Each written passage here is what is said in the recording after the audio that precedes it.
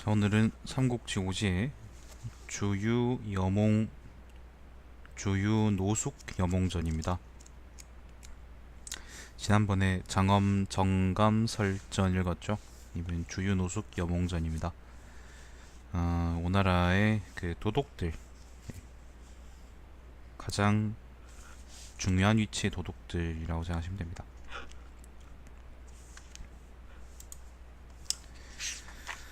자, 주유입니다. 주유는 자가 공근이며 여강군. 주유는 자가 공근이며 여강군. 네, 여강군 서현 사람이다. 일단 여강은 여기고요. 서현이 여기 지소 있는 곳이 여기네요. 네, 서현이 여기입니다. 자, 종조부. 종조부는 이제 조부의 형제. 오촌 할아버지. 자, 종조부 주경과 주경의 아들 주충은 모두 한나라 태위를 지냈고 아버지 주이는 낙양현의 영을 지냈다. 주유는 건장하고 자태와 용모가 뛰어났다. 처음에 손견이 의병을 일으켜 동탁을 토벌할 때 그는 집을 서현으로 옮겼다.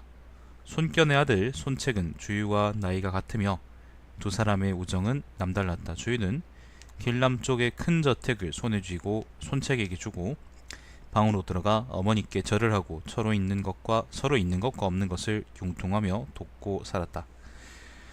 주유의 종부 주상이 단양 태수로 있었는데 주유는 그를 찾아가 안부를 물었다. 그 단양엔 나중에 오경이 들어가게 되죠. 단양이 여기입니다. 마침 손책이 역양까지 가 있었으므로 역양이 여기입니다. 예. 급히 편지를 써서 주유에게 알렸다. 주유는 병사를 인솔해 손책을 맞이했다. 손책은 매우 기뻐하며 말했다. 나는 그대를 얻었으니 대업이 순조로울 것입니다. 근데 이게 좀 난 이해가 안 되는 게, 손책이 역양에서 일로 들어갈 때는 단양에 오경이 있을 때 아닌가요? 근데 왜 여기선 또 주상이 단양 태수라 그러지? 자, 아무튼 그래서 주인은 손책을 따라 횡광과 당리를 쳐서 모두 함락시켰으며 방향을 돌려 호숫과 강승을 공격하고 고가로 진입하자 유효는 달아나고 손책의 병사는 이미 수만 명이 되었다. 주유는 손책이 어릴 때부터 친하게 지냈는데 역양에서 이제 여기 어딥니까? 강동으로 들어올 때 그때 이제 합류했던 모양입니다. 여기서 유효를 깨트릴 때 합류했던 모양이죠.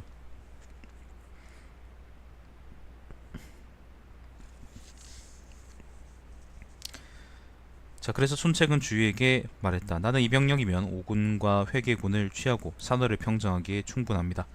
그때는 돌아가 단양을 지키십시오. 주유는 돌아왔다. 오래지 않아 원술이 주상을 대신할 태수로 사촌 동생 원윤을 보냈으므로 주유는 주상과 함께 수촌으로 돌아왔다. 원술은 주유를 부장으로 삼으려 했지만 주유는 원술에게는 끝내 성취할 것이 없음을 알았기 때문에 거소현의 장이 되기를 구하여 멀리 길을 빌려 강동으로 돌아가려고 했으며 원술은 이에 동의했다. 그래서 주유는 거소에서 오로 돌아왔다. 자, 이해가 건한 3년이다. 손책은 몸소 주유를 맞이하여 건위 중랑장을 수유하고 곧바로 병사 2000명과 검화 50피를 주었다. 주인은 그때 24살이고 오군 사람들은 그를 모두 주랑이라 불렀다. 랑이라는 거는요, 청년 뭐 그런 의미예요. 성류 청년 그런 거 있잖아. 그걸 이제 중국식으로 표현하자면 성류낭 그런 게 되는 거죠. 네, 주씨 청년. 주위의 은덕과 신의는 여강에서 빛났다. 손책은 그를 지방으로 내보내 우절을 지키게 하고 뒤에 춘곡현의 장을 겸하도록 했다. 우저는 여기입니다. 이게 우저고요. 춘곡현은 어딘지 모르겠습니다. 자, 오래지 않아 손책이 형주를 취하려 할 때 주유를 중호군으로 삼고 강하태수를 겸하게 했다. 물론 강하는 손책의 지배에 들어오지 않았었습니다. 손책이 여러 번 이제 강하를 깔짝거린 적이 있었었는데 사실은 강하는 훨씬 나중에서야 이제 정복하게 되죠. 자, 주유는 손책을 따라 환현을 쳐서 함락시켰다. 요때 환현이라는 게 여기입니다. 환, 여기가 환구고요. 여기가 환현입니다. 그러니까 여강군입니다. 강화로 가는 길목이죠. 그러니까 그렇습니다. 당시 교공의 두 딸을 포로로 잡았는데 모두 절색이었다. 교공이라는 게 삼국지에 나오는 교공로겠죠. 손책 자신은 대교를 아내로 맞이하고 주인은 소교를 아내로 맞이했다. 또 주인은 심양으로 진격해 유훈을 격파하고 강화를 토벌했으며 예장과 여릉으로 돌아와 평정하고 파구에 남아 지켰다. 강화를 토벌했다 그러는데 사실 강화를 우리가 그러니까 강화를 그때 손책이 어떻게 하진 못했어요. 심양이 여기거든요. 그러니까 요 지역까지 평정하고 이제 적당히 돌아왔다 뭐 그런 얘기라고 받아들이시면 되겠습니다. 그리고 여기서 이제 대교하고 소교 얘기가 나오는데 정작 이제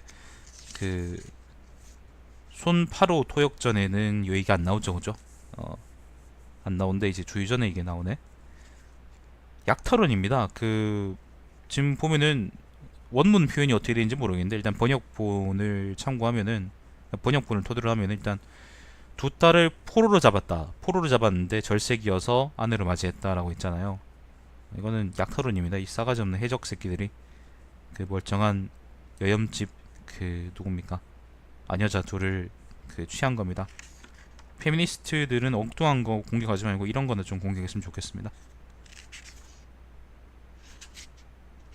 잘생겼으니까 그냥 괜찮다 그럴까? 자, 아무튼 그랬답니다. 그래서 여기서 이제 유명한 이기호 이야기가 나오는데 근데 손책 열전에 그러니까 이제 손파로 토역전에 보면은 손책이 이제 대교를 받아들였다는 이야기가 없잖아요. 사실 그게 없다는 걸 생각하면은 이게 정실로 받아들인 게 아니라 일종의 첩 같은 걸로 받아들였던 것 같아요. 첩으로 받아들였던 것 같습니다. 주유는 잘 모르겠고요. 주유는 이제 뒤에 보면은 뭐 아들내미 얘기하고 나올 테니까 거기 아마 나오겠죠, 그죠? 일단 뭐 소교는 잘 모르고 대교는 첩인 것 같습니다.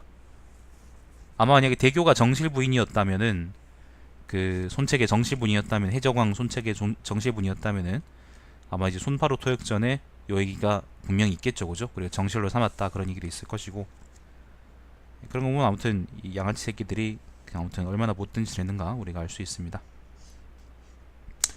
자, 건한 5년입니다. 이해에 손책이 죽자 손권이 이를 통솔했다. 주인은 병사를 이끌고 조상하러 갔다가 오에 머물러 중호군으로 장사 장소와 함께 모든 일을 관장했다. 파양의 주둔에 있다가 손책이 죽어서 이제 상경에서 이제 오군으로 다시 또 주둔했다고 합니다. 자, 건한 11년입니다. 주인은 손유 등을 인솔해 마둔과 보둔 두 주둔지를 토벌하고 그곳 우두머리에 목을 베어 나무에 매달았으며 1만여 명을 사로잡아 군사를 돌려 궁정을 지켰다. 마둔하고 보둔 이야기가 앞에도 나오고 하던데 정확히 어딘지는 잘 모르겠어요. 아마 강화 쪽인가? 그리고 206년이면은 적벽대전 직전이죠, 그죠? 자, 강하태수 황조가 부장 등용을 보내 병사 수천 명을 이끌고 시상으로 진입하도록 했다. 주인은 추격해 토벌했으며 등용을 사로잡아 오군으로 보냈다. 자, 강하태수 황조가 시상을 치도록 했는데 시상이 여기입니다. 여기가 심양이죠, 그죠? 여기가 팽택이고 여기가 시상입니다. 그리고 이 아래쪽이 파양이고 여기가 예장입니다. 예, 시상이 여기입니다. 황조가 늘 당하고 있었던 건 아닌가 봅니다. 공격하기도 하고 그랬던 모양이네요. 자, 건한 13년 봄입니다. 손권이 강화를 토벌하고 주위를 전부 대독으로 삼았다. 자, 드디어 손권이 강화를 먹었습니다. 9월에 조조가 형주를 침공하자 유종은 수하의 사람을 들어 투항했다. 한편 이제 조조는 원소를 다 때려 부수고, 그죠? 다 때려 부수고 원시들을 다 때려 부수고 이제 남쪽으로 와서 형주를 먹기 시작한 거죠. 자, 조조가 그의 수군을 얻어 수병과 보병이 수십만이나 되니 오나라 장수들은 이 소식을 듣고 모두 두려워했다. 손권은 신하들을 불러 모아 계책을 불었다. 논의하는 이들은 모두 이렇게 말했다. 조조는 승냥이와 호랑이처럼 사악하고 무섭습니다. 그런데 그는 한나라 승상의 명의에 기대해 천자를 끼고 사방을 정벌하고 움직이면서 조정의 뜻이라고 하니 오늘 그에게 저항한다면 일은 더욱 순조롭지 못할 것입니다. 게다가 장군에게 유리한 형세로 조조를 대항할 수 있는 곳은 장강인데 지금 조조가 형주를 얻어 그 땅을 차지하고 있습니다. 유표는 수군을 훈련시켰고 몽충이나 전투함이 수천 대인데, 몽충이라는 거는요 삼국지 9에 보면 나오죠, 그죠? 근데 실제로는 소가죽으로 겉을 두르고 칠을 해서 창이나, 그러니까 칼이나 화살을 방어할 수 있는 그런 배랍니다. 예, 몽충이나 전투함 수천 대인데 조조가 이것을 포획해서 장강가에 놓고 아울러 보병도 움직여 수군과 육군이 함께 내려온다면 이때는 장강이 위험해지고 아마도 우리도 함께 위험해질 것입니다. 그러나 양쪽 세력은 두드러지게 차이가 나므로 또 논의할 수 없습니다. 가장 좋은 방법은 그를 맞아들이는 것이라고 생각합니다. 이게 연희에 보면 이제 장소 같은 사람들이 항복을 권유했다고 하는데, 장소열전에도 이런 얘기는 안 나오고, 그리고 다른 곳에서도 이제 장소가 항복을 권했다 뭐 그런 얘기는 안 나오는 것 같아요. 자, 주의가 말했다. 그렇지 않습니다. 조조는 비록 한나라 승상의 명예에 의탁하고 있지만 사실은 한나라 조정의 적입니다. 장군은 식명스러운 무위와 웅대한 재력을 가진 데다가 아버지와 형의 위세에 기대 강동을 할거하며 수천 리를 차지하고 있고, 정예병사의 식량도 풍족하고 영웅들은 공업을 이루기를 원하고 있으므로 오히려 마땅히 천하를 횡행하며 한나라 왕조를 위해 잔폭하고 더러운 것을 제거할 때입니다. 게다가 조조는 스스로 사지로 들어왔는데, 사지라는 것은 죽을 곳이에요. 맞아들일 수 있겠습니까? 장군을 위해 해야 돼 보시기 바랍니다. 지금 북방의 영토를 이미 안정시켰고 조조에게 내부의 근심이 없어 시일을 늘려 오랫동안 전쟁터로 와서 싸울 수 있다고 하더라도 또 우리와 무리해서 싸워 이길 수 있겠습니까? 지금 북쪽 땅은 아직 평안하지 못하고 게다가 마초와 한수가 오히려 동관 서쪽에 있으면서 조조의 후환이 되고 있습니다. 그리고 기병을 버리고 수군에 기대어 오나월과 다투는 것은 본래 중원에서는 잘하는 방법이 아닙니다. 또 지금은 날씨가 몹시 추워서 말에게 먹일 꼴도 없고 중원의 병사들에게 멀리 강호의 땅을 건너도록 했으므로 물과 땅에 익숙하지 못하여 반드시 질병이 생길 것입니다. 이런 네 가지는 용병의 근심입니다. 그러나 조조는 함부로 행동했습니다. 장군께서 조조를 잡으려 한다면 오늘이 마땅합니다. 저는 정예병사 3만 명을 받아 하구로 나아가 주둔하고 싶습니다. 장군을 위해 조조를 무찌를 것을 확신합니다. 하구는 여기입니다. 하구가 바로 여기가 무창이고요. 지금의 무창이고 여기가 하구입니다. 자, 손권이 말했다. 사악한 적이 한나라 왕실을 패하고 스스로 황제로 일어서려고 한 지는 오래됐습니다. 단지 원시 2명, 여포, 유표와 나만을 꺼렸을 뿐입니다. 지금 몇몇 영웅은 이미 죽었고 나만 여전히 남아있습니다. 나는 사악한 적과 양립할 수 없는 형세입니다. 그대가 당연히 공격해야 한다고 한 것은 내 생각과 매우 부합하며 이는 하늘이 그대를 내게 준 것입니다. 자, 이때 유비는 조조에게 격파되어 유비가 그때 신야에 주둔해 있다가, 그죠? 신야의 장수 대신 이제 주둔한 거죠. 이게 남양이고 여기 신야인데 그 장수가 이제 조조한테 깨졌으니까 그 대신 이제 신야에다가 유비를 놔둔 건데, 유표가 신야에서 이제 조조의 첫타를 맞고 깨져서 남쪽으로 쭉쭉 도망오던 상황이었고요. 병사들을 이끌고 남쪽으로 강을 건너려고 생각했는데 당양에서 노숙과 만나 함께 상의하고 계획해 나아가 하구에 주둔하고는 제갈량을 보내 손권을 아련하게 했다. 당양이라는 곳이 어딜까? 여기네요. 쭉 내려오다가 장판파 옆이네. 여기 장판이네. 당양에서 노숙하고 만나서 이제 그 하구에 주둔하도록 했다라고 합니다. 자, 손권은 곧 주유와 정보 등을 보내 유비와 힘을 합쳐 조조에게 대항하도록 했다. 두 군대는 적벽에서 만났다. 그때 조조의 병사들은 이미 질병에 걸렸으므로 처음 한 차례 싸움에서 조조군이 패하여 장강 북쪽에 주둔했다. 자, 적벽이 어디냐면은 여기입니다. 여기 적벽이에요. 남쪽, 남북쪽. 이렇게 북쪽에는 조조군이 주둔하고 남쪽에는 이제 그 순권군이 주둔해 있는 거죠. 지금 전체적인 형세를 보면은 여기가 이제 조조가 먹은 형주고요. 그죠? 형주고 그 유표의 직접적인 세력권이고 남형주도 이제 유표에게 이속돼 있긴 했었지만은 직접 유표가 이제 통치하거나 그런 건 아니었고요. 그리고 이제 강하를 이제 그 조조가 들어오기 직전에 송권이 빼앗았기 때문에 요 지역까지도 전부 다 이제 그 어딥니까? 그 송권의 통치 세력이었고 그래서 적벽쯤이면은 그 요 중간쯤이라고 생각하면 되겠습니다.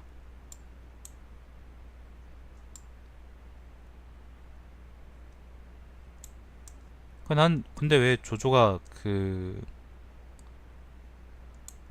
하구로 직접 안 들어오고 왜 적벽으로 들어간지 잘 모르겠네. 아무튼 적벽에서 이제 만났답니다. 한 차례 싸움에서 조조가 패해서 이제 북쪽에 주둔해 있고 그리고 남쪽에는 주유가 주둔해 있다고 합니다.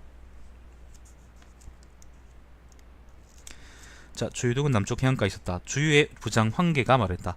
지금 적군은 많고 아군은 적어서 오랜 시간 싸우면 곤란합니다. 그러나 제가 보기에 조조군의 배는 앞뒤가 서로 이어져 있으므로 불을 질러 달아나게 할 수 있습니다. 그래서 주유는 몽충과 전투함 수십 척을 취해 풀을 가득 싣고 풀 그레스 자, 그 가운데 기름을 부어 휘장을 씌우고 위에 아기를 세우고는 아기라는 것은 장군 깃발입니다. 먼저 편지를 써서 조조에게 거짓으로 항복한다고 알렸다. 자, 또한 날랜 배를 미리 준비해서 각각 큰 배에 뒤에 메고 순서대로 함께 앞으로 나갔다. 페리를 화공선으로 썼을까? 조조군의 관리와 병사들은 모두 목을 빼고 바라보며 황계가 투항한다고 말했다. 황계는 여러 배를 풀어 한꺼번에 불을 질렀다. 그때 바람이 매우 사나우므로 해안 위의 진영에까지 불길이 번졌다. 순식간에 연기와 불꽃이 가득 퍼져서 불에 타 죽거나 물에 빠져 죽은 병사와 말수는 이루 헤아릴 수 없었다. 조조군은 결국 져서 군사를 돌려 남군을 지켰다. 자, 아무튼 그 조조가 그 적벽에서 한번 크게 졌고 여기서 이제 패주해서 그 어딥니까? 남군까지 이제 빠진 거죠. 연희에서는 이제 그걸 자세히 또 설명하고 있는데 예를 들면 연희의 말대로 화용도를 지났다 그러면은 이제 요 길로 지나서 적벽에서 패하고 이제 화용을 지나서 이제 강릉으로 들어갔다. 뭐 이렇게 생각하시면 되겠습니다. 그 자세한 얘기는 또 다른 열전이 있거나 그러겠죠. 연희의 말이 맞는 건지 잘 모르겠습니다. 자, 유비는 조유등과 함께 또 힘을 합쳐 추격했다. 조조는 조인등을 남겨 강릉성을 지키게 하고 자신은 곧장 북쪽으로 돌아갔다. 자, 그래서 남군에서는 이제 조인이 남아서 주유하고 이제 유비 등등하고 싸우게 되고 그리고 조조는 말을 돌려서 저기 허창으로 돌아가게 된 거죠. 앞에 이제 오주전 같은 데서도 적벽 대전이 조금씩 서술돼 있었는데 근데 지금 주유전만큼 이렇게 자세하게 설명된 건 없는 것 같아요. 뒤쪽에 아마 황계 열전이 있을 건데 황계 열전에도 아마 자세히 나와 있을 것 같네요. 근데 그건 또 나중에 황계 열전 할 때 보는 거고. 자, 주유와 정보는 또 남군으로 진격해 조인과 서로 대치했는데 자, 주유하고 정보는 남군으로 다시 갔답니다. 각 군은 대강을 사이에 두고 있었다. 큰 강을 사이에 두고 있었다. 강릉이 여기니까 아마 요렇게 사이에 뭐 아니면 뭐 배치하거나 그랬겠죠, 군대를. 자, 병사들이 아직 싸움을 하기도 전에 주인은 곧장 감령을 보내 먼저 이릉을 점거하게 했다.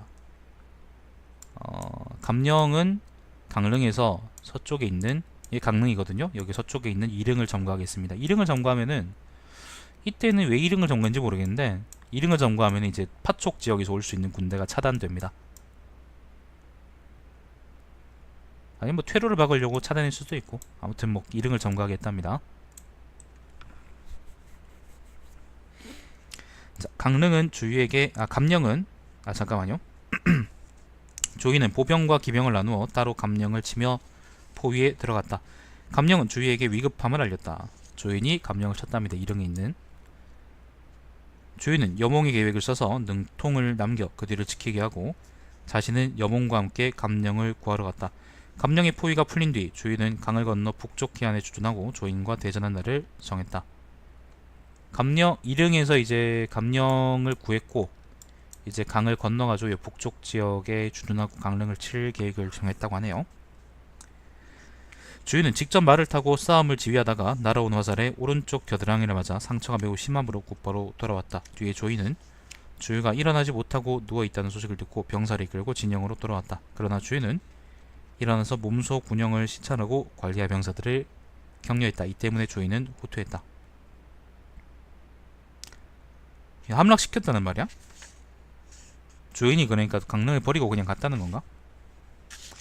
손권은 주위를 편장군으로 제수하고 남군 대수를 겸하게 했다. 남군 대수를 겸하게 했다는 말을 굳이 옷대로 보자면 남군을 함락시켰단 말인데 자세히 확실하게 나와있지가 않네요. 자, 하준, 한창, 유양, 주릉을 그의 붕읍으로 삼게 하고 강릉의 주둔에 지키도록 했다. 유비는 좌장군 신분으로 형주목을 겸하고 공안에 주둔했다. 자, 주인은 강릉에 주둔하고 그리고 유비는 공안에 주둔했답니다. 자, 유비가 경까지 와서 경이라는 건 진강입니다. 진강. 진강이라는데 진강이 어딜까?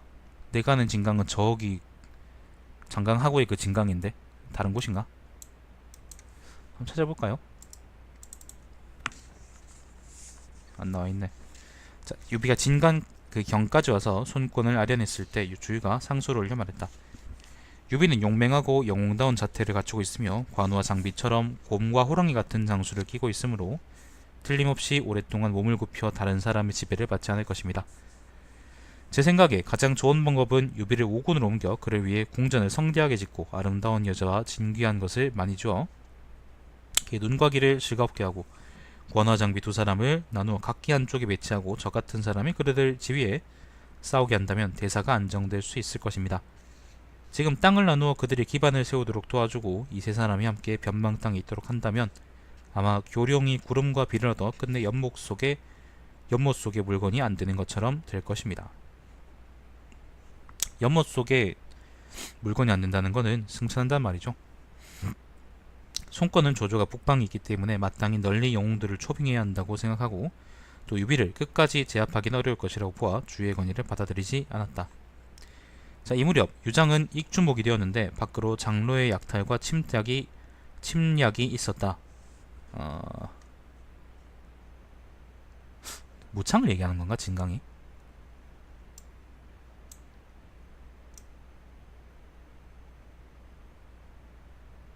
자, 이때 그 파촉 지역에는 유장이 있었고 한중에는 장로가 있었죠. 둘이 서로 관계는 안 좋았고 왜 관계 안 좋은지는 아마 촉지에 나올 겁니다. 자, 수인은 경으로 가서 손권을 아련하고 말했다. 지금 조조는 막 좌절과 고통을 당해 마음속으로 항상 걱정하고 있으므로 아직은 장군과 병사를 이어서 서로 싸우는 일은 할 수 없습니다.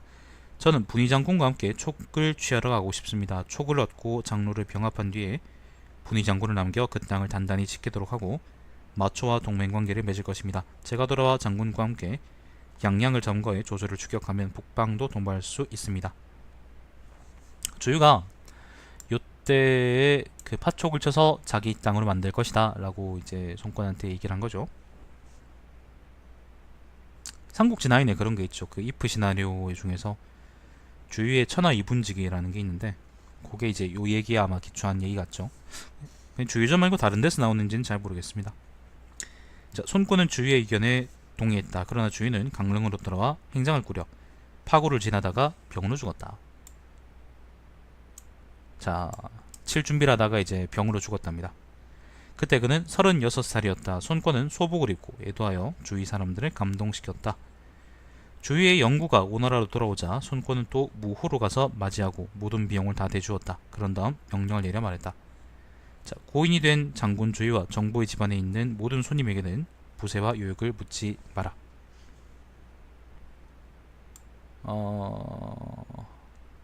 만약에 주유가 이제 파촉을 치더라도 이걸 먹을 수 있었겠습니까? 그 북쪽에는 조조가 멀쩡히 살아있는 상황이고 그리고 이제 형남에는 유비가 눈을 시퍼렇게 뜨고 있는 상황인데 이거를 가서 파촉을 자기 혼자 다 먹는다는 것 자체가 좀 많이 무리한 생각 아니었을까? 해적들이 산에서 어떻게 싸우겠어요, 그죠? 해적들이 물에서나 잘 싸우지. 처음에 주인은 손책에게 좋은 친구로 대우받았고 태비도 손권에게 형의 예로 받들도록 했다. 태비라는 것은 손권의 오부인, 그러니까 오곡태요. 자, 이때 손권의 직위는 장군으로 그의 부장과 빈객들의 그에 대한 예절은 오히려 간단했지만 주의만은 유독 일찍부터 존경을 다해 신하로서 예절을 시켰다. 주위는 성격이 너그럽고 넓어서 대체로 인심을 얻었는데 정보와만은 화목하지 못했다. 주위는 어릴 때부터 음악에 정통했다. 비록 술을 많이 마신 뒤일지라도 연주하는 음악에 틀린 부분이 있으면 주위는 반드시 그것을 알아냈고 그것을 알아내면 반드시 돌아보았다. 그래서 그때 사람들은 가요에서 이렇게 말했다. 곡에 잘못된 점이 있으면 주랑이 돌아본다. 주위에게는 아들 둘에 딸 하나가 있었다. 딸의 배필은 태자 손등이었다. 아들 주수는 공주를 아내로 맞이해 기도위로 제수되었고 주위의 풍물을 지녔는데 요절했다. 주순의 동생 주유는 처음에 홍업 도위로 임명되었고 종실의 딸을 아내로 맞이했으며 병사 1000명을 인솔해 공원에 주둔했다. 황룡 원년에 도양으로 봉해졌으며 나중에 죄를 범해 여름군으로 옮겼다.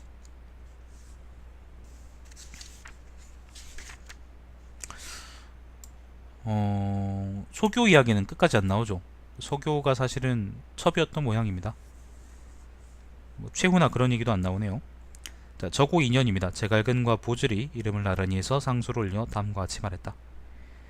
고인이 된 형 장군 주유의 아들 주유는 지난날 우대와 총애를 받아 장군으로 봉해졌는데 복록으로 길러서 공을 세울 것을 생각하지 못하고 도리어 방종하고 사용에 집착해 빨리 죄를 지어 처벌을 받기에 이르렀습니다. 신들이 사사로이 생각하기에 주인은 예전에 총애와 신임을 받았고 안으로 들어오면 신복이 되고 밖으로 나가면 보조하는 장수가 되었으며 명을 받아 출정하면 몸을 화살이나 돌로 여겨 죽음을 무릅쓰고 임무를 완성했으며 죽음을 보고 돌아오는 것처럼 했습니다. 그러므로 오림에서 조절을 이기고 적벽을 얘기합니다.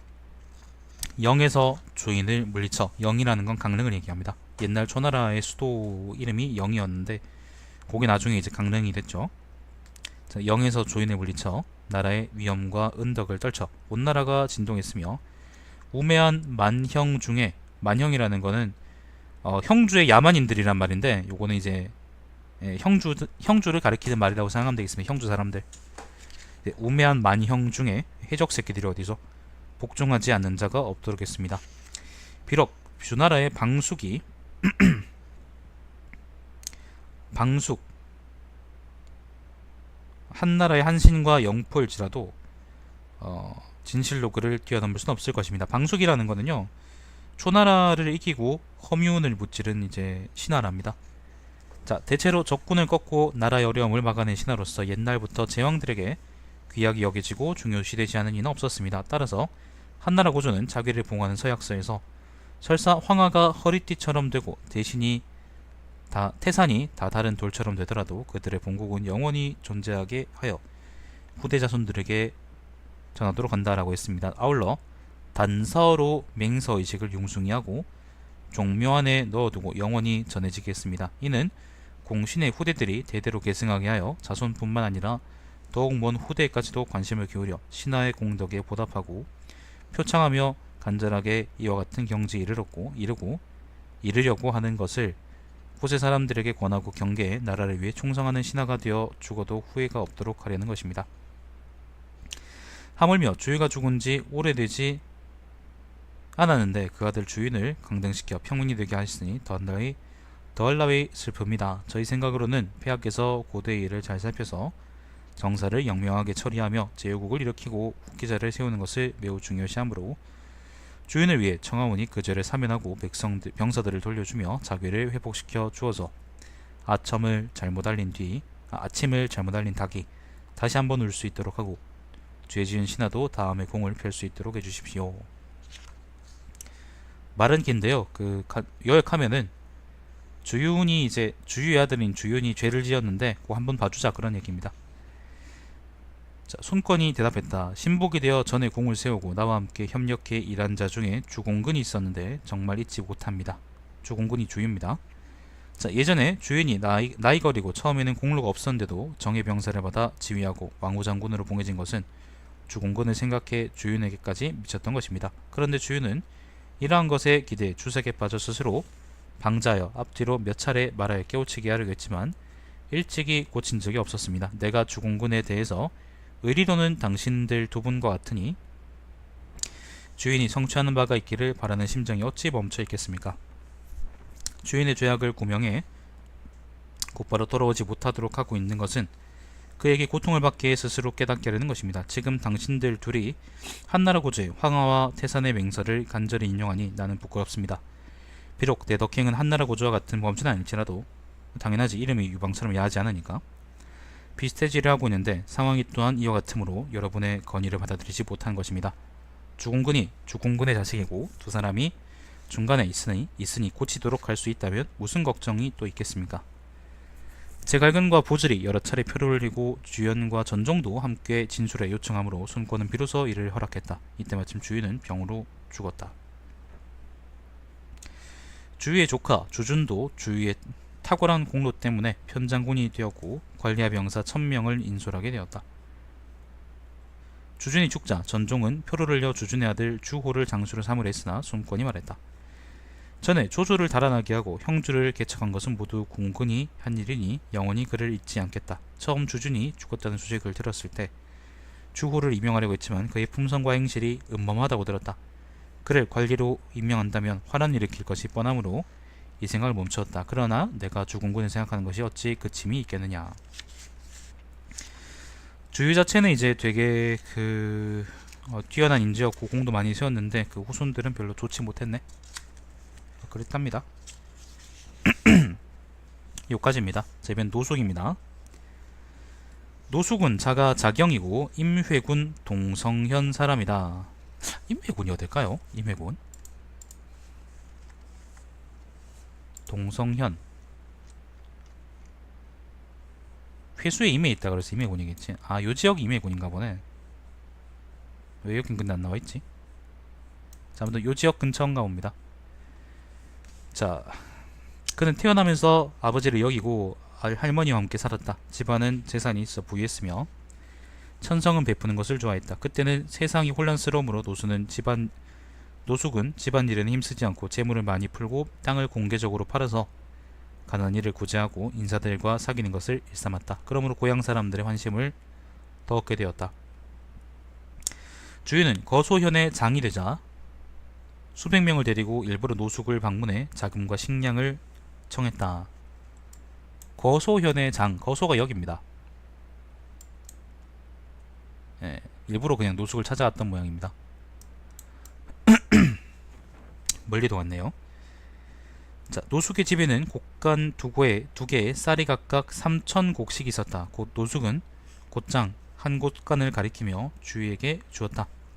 주인은 노숙이 비범한 인물임을 더욱 확신하게 되었다. 그래서 서로 친한 교본을 맺고 공손교와 개찰 같은 두터운 친구 관계를 맺었다.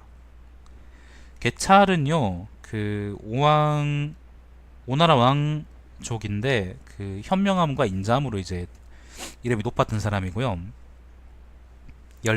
열릉계자라 그러죠, 그죠? 옛날에 사기 방송 들으셨던 분이면 많이 들어보셨을 겁니다. 공손교는 이제 춘추시대의 정치가라는데 누군지 모르겠다. 이거 그 사람 아닌가? 자산 아닌가? 자산? 정나라의 자산 아닌가? 모르겠다. 자, 원술은 노숙의 명성을 듣고 곧 동성현의 장으로 임명한다 했다. 노숙은 원술이 기강도 없고 함께 공업을 세우기는 부족하다고 여겨 곧 노약자를 데리고 민첩하고 용감한 청년 100여 명을 인솔해 남쪽으로 거소현까지 가서 주위에게 투항했다. 자, 동성현에서 원술이 꼴보기 싫어서 거소까지 왔습니다.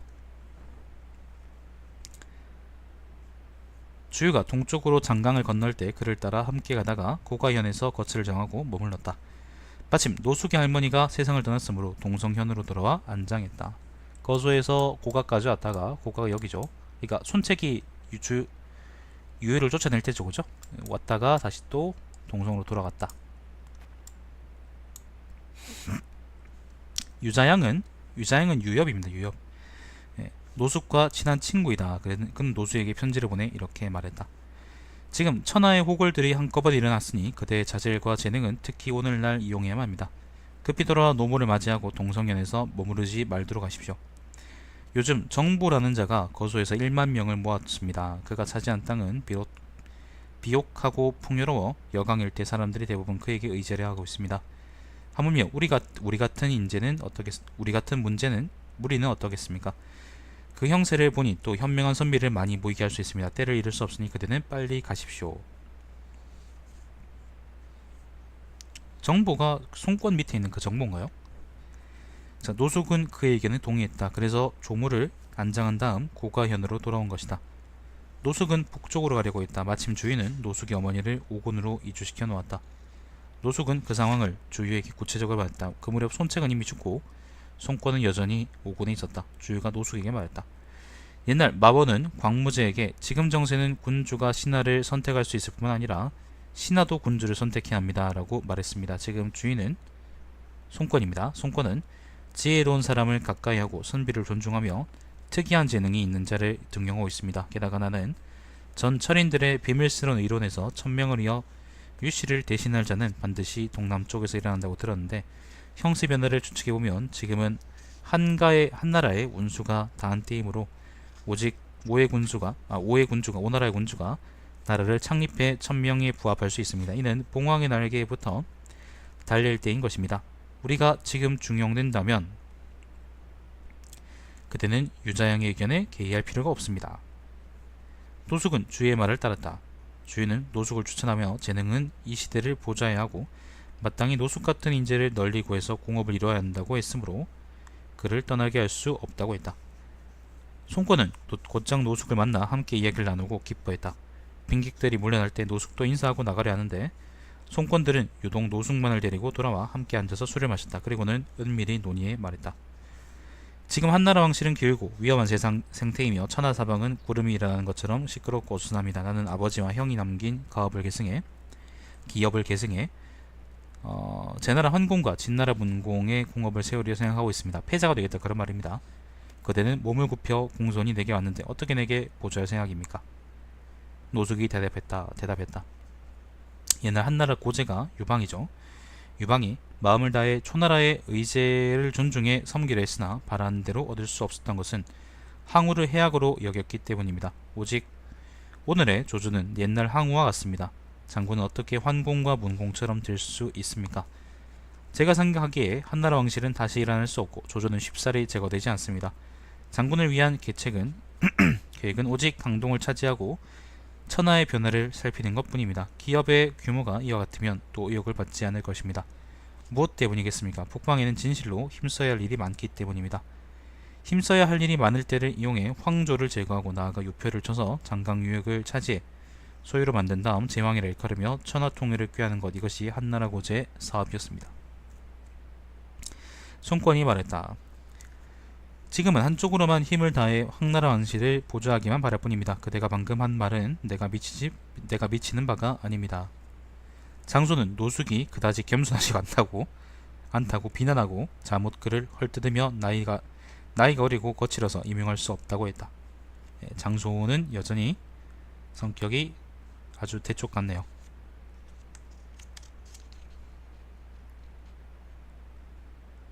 손권은 이에 개의치 않고 노숙을 더욱 귀중히 여겼으며 노숙의 어머니에게 옷과 휘장과 생활용품을 내려서 예전처럼 부유하게 했다.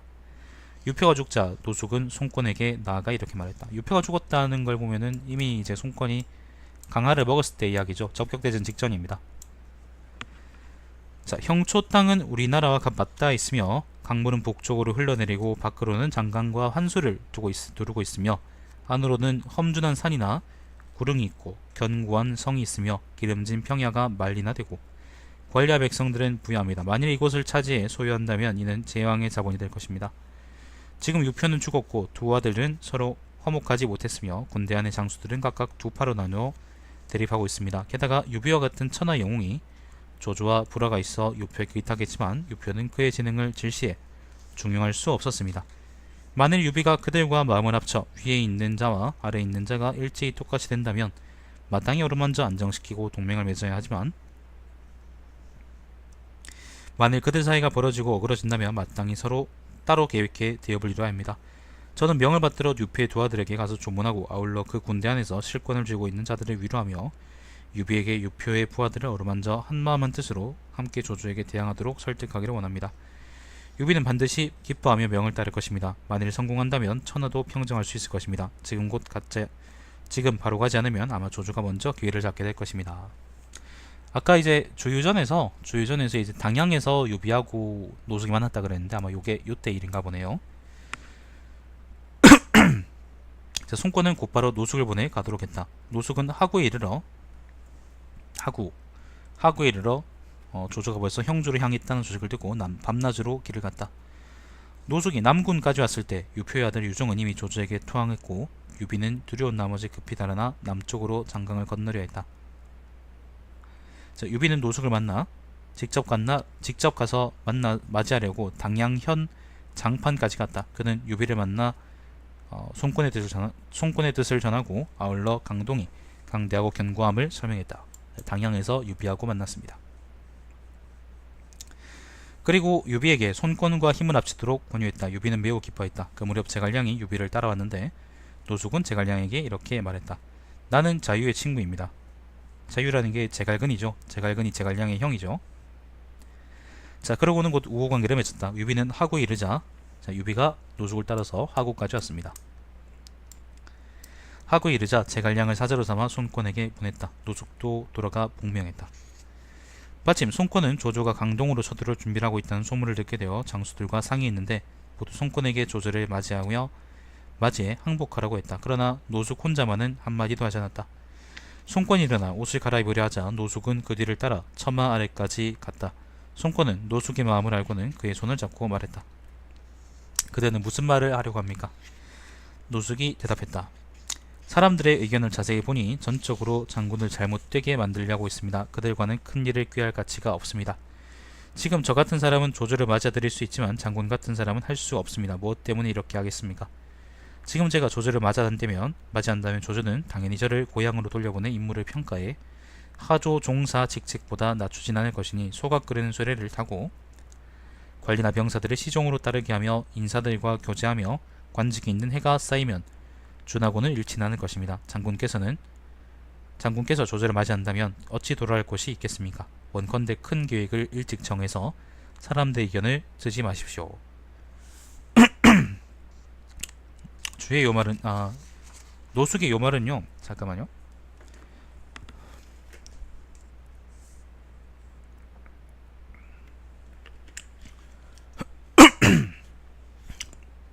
노숙의 요 얘기는 손권의 부하들은 이제 인재라고 해서 조조군에 계속 쓰이겠지만 손권은 세력이 우두머리니까 어떻게 될지 모른다. 죽을 것이다. 아마 그런 얘기를 하는 겁니다. 그렇기 때문에라도 네가 투항하면 안 된다 라고 얘기하는 거예요. 손권은 탄식하며 말했다. 이 사람들이 가진 생각은 내 소망을 크게 실망시키는 것이었습니다. 오늘 그대가 원대한 계책을 분명하게 밝힌 것은 내 생각과 일치하는 것입니다. 이는 하늘이 그들을 내게 준 것입니다. 이때 주인은 사자의 임무를 받고 파양으로 갔는데 노숙은 쫓아가서 주인을 불러 돌아오도록 하라고 권했다. 손권은 주인을 총지휘관으로 삼고 노숙을 찬군 교의를 삼아서 주유가 전략을 세울 때 돕게 했다. 조조가 싸움에서 달아나자 적벽에서 싸워서 조조가 졌습니다. 달아나자 노숙은 곧바로 돌아왔다. 손권은 장수들에게 노숙을 맞이하도록 정중하게 요청했다. 노숙이 궁전으로 돌아와 손권을 아련하고 하니 손권은 일어나서 그에게 예의를 나타내고 곧 이렇게 말했다. 자경, 내가 안장을 짚고 말에서 내려 맞았다면 그 대공을 충분히 빛낼 수 있지 않았겠습니까? 자경이라는 게 노숙입니다. 노숙은 작은 걸음으로 급히 앞으로 나가 말했다. 충분하지 못합니다.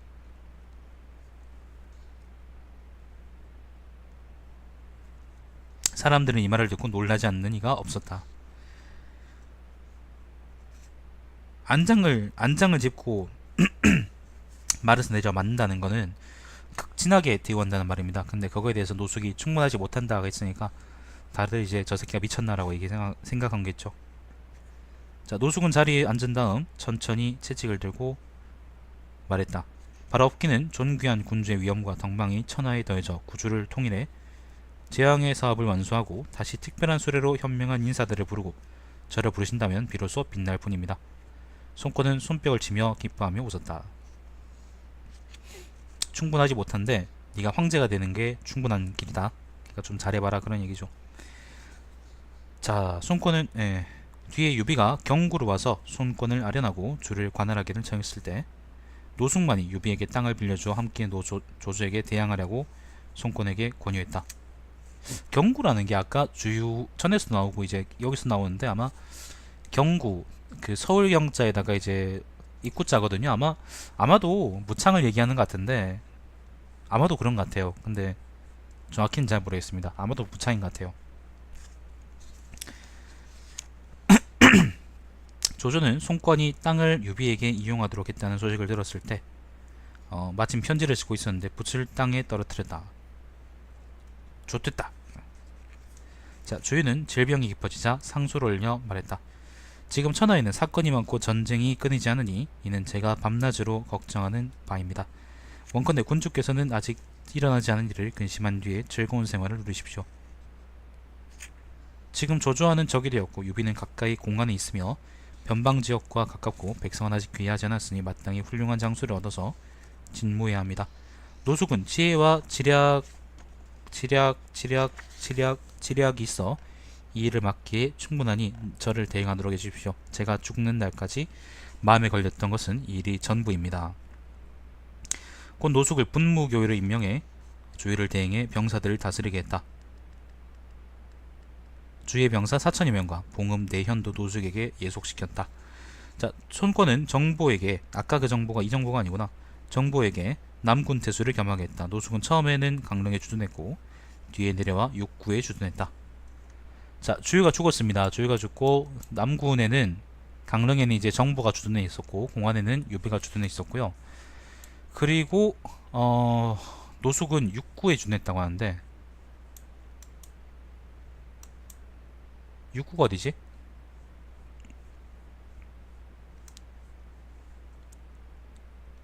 항상 육구가 헷갈리네. 어딘지 기억이 안 나. 잠깐만요. 육구 제일 자주 나오는데 어딘지 항상 모르겠어. 아, 적벽 옆이네요. 여기가 육구네. 적벽에 주둔했다고 합니다.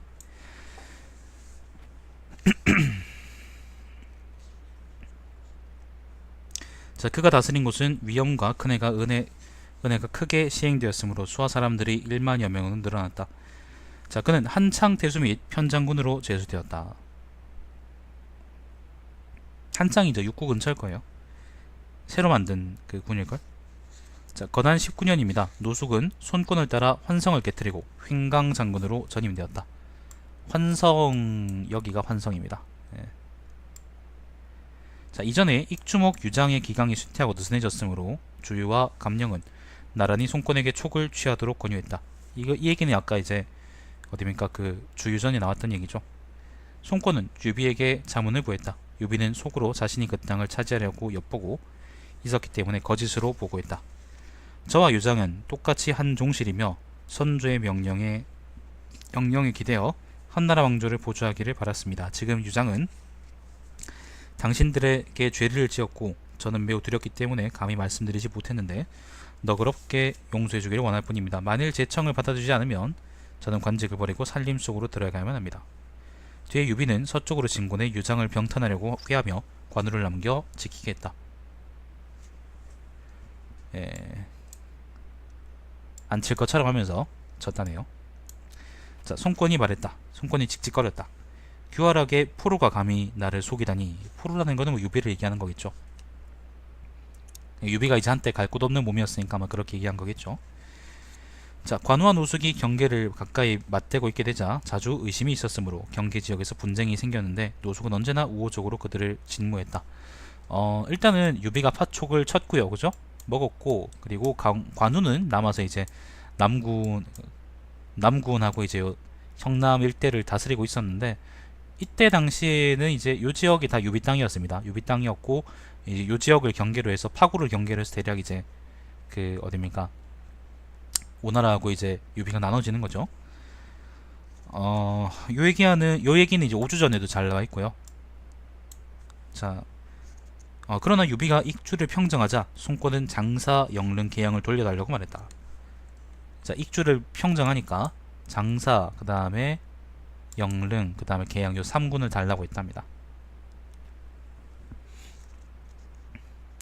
유비는 이 요청을 거절했다. 손권은 여몽을 보내 병사들을 이끌고 진격해 취하도록 했다. 유비는 이 소식을 듣고 직접 공안으로 돌아와 관우를 보내 세군을 쟁취하도록 했다.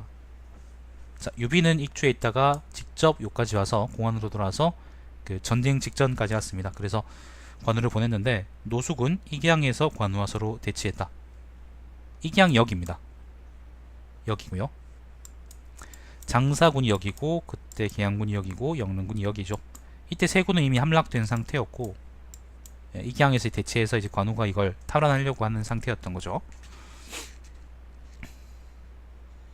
노숙은 관우에게 서로 만나자고 요청해 각각 병마를 백보 밖으로 주둔시키고 장군끼리만 단도를 갖고 함께 만났다. 노숙은 여러 차례 관우를 꾸짖으며 말했다. 우리 군주가 본래 성의껏 그대들에게 땅을 빌려준 것은 그대들이 전쟁이 져서 멀리서 왔고 의지할 곳이 없었기 때문입니다. 오늘날 벌써 익주를 얻었으면서 형주를 돌려주려는 뜻도 없고 우리는 오로지 그대들이 세 군만 돌려주기를 청했는데도 명에 따르지 않고 있습니다. 노숙이 말을 마치기도 전에 자리에 앉아있던 어떤 한 사람이 말했다. 땅이란 덕 있는 사람에게 속하는 것일 뿐인데 어찌하여 영원히 가지려 하십니까? 노숙은 병력 같은 소리를 질러 크게 꾸짖었는데 말투와 낯빛이 매우 절절했다. 관우는 칼을 잡고 일어나 말했다. 이것은 나라 일인데 어찌 이 사람이 무엇을 알겠습니까? 눈빛으로 떠나가도록 했다. 관우가 쫄았네. 자, 그래서 유비는 상수를 경계로 해서 나눴으며 양쪽 군대는 대결을 끝냈다. 상수가 뭘까요? 상수, 이 강들 중에 상수가 아마도 요강이겠지. 아마도 요강이 상수 아닐까? 이 위의 강인가? 상수, 이 밑에 강이구나. 요거를 경계로 이제 일단 오나라하고 그걸 하기로 했답니다. 계양하고 영릉은 넘어간 거네요, 그죠? 자, 양쪽 군대는 대결을 끝냈다. 전쟁 직전까지 갔는데 아무튼 전쟁이 터지진 않고 그대로 넘어갔다고 합니다.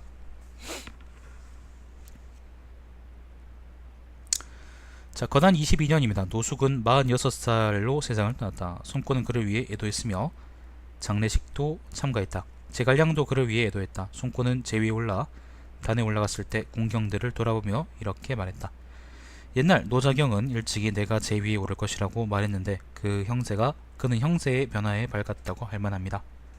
노숙의 유복자 노숙이 이름이 똑같아요. 그 한자는 다릅니다. 여러 차례 이미 장성하자 유수독 장승은 결국 노숙이 당연히 이곳으로 와서 유수독이 될 것이라고 했다. 자, 영한 연간입니다. 258에서 264년이랍니다. 노숙은 소무장군 아들 노숙이죠. 도종 후 무창독이 되었다. 노숙은 건형 연간의 가절을 받고 하고독으로 승진했다. 그는 임지에서 엄정했으며 지략과 재간이 있었다. 자, 봉황 3년입니다. 노숙이 죽고 아들 노목이 자기를 이었다. 그리고 병마를 통솔했다.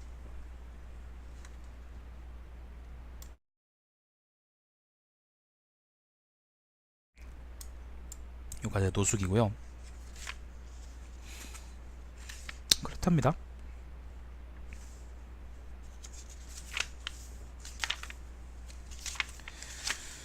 이번에는 여몽인데 잠깐만요. 잠깐 저 자리 좀 비웠다가 다시 올게요.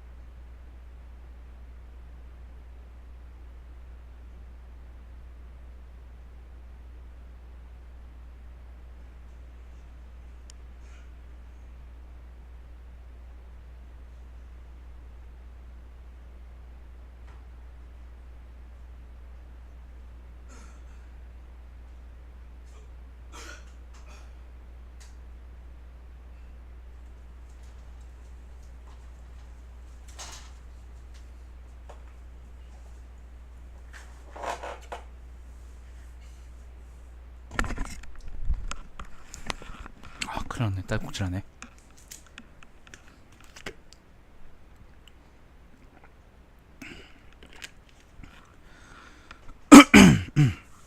자, 여몽입니다. 여몽. 자, 여몽은 자가 자명이고 연암군 부파연 사람이다. 연암 사람입니다. 연암. 부파연 어딘지 모르겠는데 연암 사람이랍니다. 자, 어릴 때 남쪽으로 건너와 매부 등당에게 의지했다. 등당은 옛날에 어디서 봤던 것 같은데. 자, 등당은 손책의 부장으로 산호를 여러 차례 투벌했다.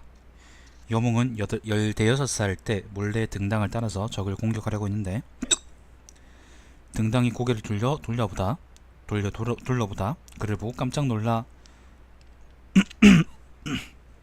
뭐라 했지만 말릴 수 없었다.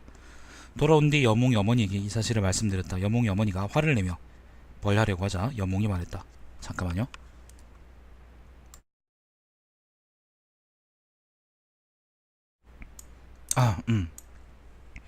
자, 말했다. 가난과 미천함은 참아내기 어려운 것입니다. 잘못을 벗어버리고 공을 세우면 부귀가 이르게 할 수 있습니다. 또 호랑이 굴로 들어가지 않고 어떻게 호랑이 새끼를 얻을 수 있겠습니까? 어머니는 그를 불쌍히 여겨 벌 주지 않았다. 가난하게 살았나 보네요. 그때 등당을 따르는 관리들은 여몽이 어리다고 경시하며 이렇게 말했다. 애새끼가 무엇을 할 수 있을까? 이것은 굶주린 호랑이에게 고기를 주려고 하는 것이다. 다른 날 관리들은 여몽과 만나자 또 치욕을 주었다. 여몽은 매우 빡쳐 칼을 가져다가 관리를 죽이고 달아나 같은 마을 사람 정장의 집에 숨었다. 이 새끼 살인자였네. 뒤에 교의 원웅을 통해 나와 자수했는데 원웅이 가운데에서 그를 위해 말을 해주었다. 손책은 그를 불러 만나고는 남다른 인물이라 여겨 자기 곁에 두었다. 몇 해가 지나 등당이 죽었다. 장수는 여몽을 추천하며 등당을 대행하게 하고 별부사마를 제수했다. 손권이 정권을 잡았을 때 군소부장들 가운데 이끄는 병사가 적거나 쓰임이 작은 자들의 군대를 병합하려는 계획이 있었다. 여몽은 남모르게 돈을 빌려 병사들을 위해 붉은 옷과 행전을 지급했다. 병사를 검열하는 날이 되자 정렬한 그의 군대는 빛났으며 병사들은 잘 훈련이 되었다. 손권은 이를 보고 매우 기뻐하며 그의 병력을 늘려주었다. 그는 단양 토벌에 참가하여 가는 곳마다 공을 세웠다. 그래서 평북 도위로 제수되었고 광덕현의 장이 되었다. 단양은 여기인데요. 아마 여기서 얘기한 단양 토벌이라는 건 아마 산월적에 대한 토벌이나 아니면 뭐 반란군 토벌이겠죠. 자, 그는 황조 토벌에도 참가했다. 황조는 도독 진취에게 반격하도록 하여 수군을 거느리고 출전했다. 여몽은 선봉대를 통솔해 직접 진취의 목을 베었으며 장수와 병사들은 승기를 타고 진격해 황주의 성을 공격했다. 황조는 진취가 죽었다는 말을 듣고 성을 버리고 달아났으나 병사들이 뒤쫓아가서 붙잡았다. 손권이 말했다. 이번 전쟁의 승리는 먼저 진취를 잡은 데서 비롯되었다. 그리고는 여몽을 횡야중락장으로 삼고 천만전을 하사했다. 이에 그는 또 주유, 정보 등과 서쪽으로 오림에서 조조를 깨뜨리고 남군에서 조인을 포위했다. 자, 시간이 훅훅 지납니다. 강화를 치는데도 종군했고, 그리고 적벽에서 조조를 깨는데도 종군했고, 그리고 남군에서 조인을 치는데도 종군했습니다. 익주의 장수 습숙이 군대를 들어 투항해오자 주인은 표를 올려 습숙의 병사들로 여몽의 병력을 늘리도록 했다. 여몽은 습숙이 담력 있고 재능이 있다고 힘을 다해 칭찬하고 아울러 교화를 흠모해 먼 곳에서 왔으므로 도이상 마땅히 그의 병력을 늘려야지 병력을 빼앗는 것은 타당하지 않다고 했다. 손권은 여몽의 말이 옳다고 생각하고 습숙의 군사를 돌려주었다. 주인은 감령에게 먼저 일행을 점거하도록 했다. 조인이 병사를 나누어 감령을 치자 감령은 어려움에 빠져 위험해졌으므로 사자를 보내 구원을 요청했다. 장수들은 병력이 적어 나눌 수 없다고 했는데 여몽이 주일과 정부에게 말했다. 능공적을 남기고, 능통이죠. 나와 여러분이 가서 포위를 풀어 위급함을 구해주는 데는 시간이 오래 걸리지 않을 것입니다. 나는 능공적이 열흘은 지킬 수 있다고 봅니다. 또 주위에게 300명을 나누어 보내 텔람으로 험한 길을 끊게 한다면 적이 달아날 때 그들의 말을 얻을 수 있을 것이라고 설득했다. 주인은 그의 의견을 따랐다. 군대가 이릉에 이른 날 싸워서 적군의 과반수를 죽였다. 강릉에서 주유가 조인을 갈 때 감령한테 이제 이릉을 점령해서 막으라고 했는데 조인이 이제 감령을 오히려 이제 공격해서 그 위급해졌다는 얘기입니다. 그래서 그 남군에 있던 군사를 보내서 주유도 이제 감령을 구원한 거죠. 적군은 밤을 틈타 달아나다가 뗄나무로 막아놓은 길을 만나게 되었다. 기병들은 모두 말을 버리고 걸어서 달아났다. 군사들은 이를 뒤쫓아 가죽이고 말 300필을 얻어 배에 싣고 돌아왔다. 이리하여 장수와 병사들의 형세는 자연스럽게 배로 늘어나 곧 장강을 건너 군영을 세웠다. 적군을 향해 공격을 가하자 조인을 물러나 달아났다. 결국 오나라는 남군을 점거하고 형주를 평정했다. 돌아온 뒤 편장군에 제수되었고 심양현의 영이 되었다. 자, 궁을 세우고 심양에 주둔했다고 합니다. 심양은 여기 어디 여기네요. 노숙은 주위를 대행해 육구로 가는 길에 여몽의 군영 밖을 지나게 되었다. 노숙은 마음속으로 여전히 여몽을 경시하고 있었는데 어떤 사람이 노숙을 설득해 말했다. 여장군의 공명이 나날이 빛나고 있으니 마음대로 대할 수 없습니다. 당신은 마땅히 그를 살펴야 할 것입니다. 그래서 노숙은 여몽에게로 가서 만났다. 술이 잔뜩 취했을 때 여몽이 노숙에게 말했다. 당신은 중임을 받아 관우와 이웃하고 있는데 어떤 계략으로 예기치 않은 상황에 방비하고 있습니까? 노숙은 창졸관에 이렇게 대답했다. 때에 따라 알맞은 병법을 취할 것입니다. 여몽이 말했다. 지금 동쪽과 서쪽이 비록 한 집안이라고는 하지만 요건 이제 유비하고 이제 손권을 얘기합니다. 관우는 사실 곰이나 호랑이 같은 사람입니다. 어찌 미리 계획을 정하지 않을 수 있겠습니까? 그래서 또 노숙을 위해 5가지 방법을 그렸다. 노숙은 이때 자리를 넘어 그에게 가까이 가서 그의 등을 치며 말했다. 자명, 나는 그대의 재략이 이 수준까지 이르렀는지는 몰랐습니다. 그리고는 여몽 어머니에게 인사하고 여몽과 교분을 맺고는 헤어졌다.